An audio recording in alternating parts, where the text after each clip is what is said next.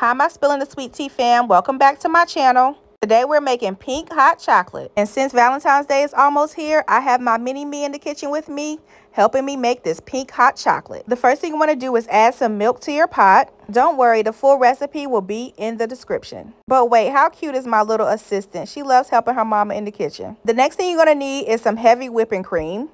Once you add your heavy whipping cream into the pot, the next thing you want to add is some condensed milk. In this recipe, I'm only using half of the ingredients because I wasn't making a lot of hot chocolate. Only Maya and myself was going to be eating this.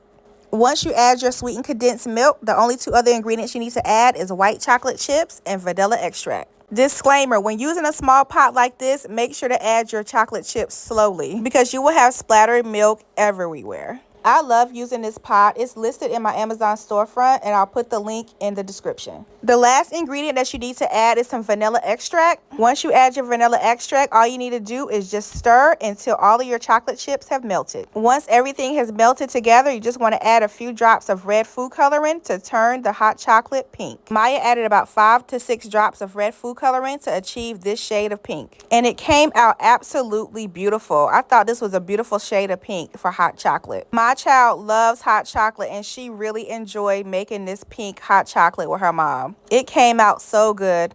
All we did was pour it into a glass mug and then topped it off with a little bit of whipped cream. Or you could use mini marshmallows instead. Because Valentine's Day is around the corner, we just added some Valentine's Day sprinkles on top. If you really love the taste of white chocolate, you would love this recipe for this pink hot chocolate. It's really sweet, but it's really, really good. Maya and I truly enjoyed it. You just got the tea on how to make pink hot chocolate. If you haven't already, make sure to subscribe to my channel and turn on your notification bell so you don't miss another easy recipe. From me and my assistant, we hope you have an amazing Valentine's Day. Cheers.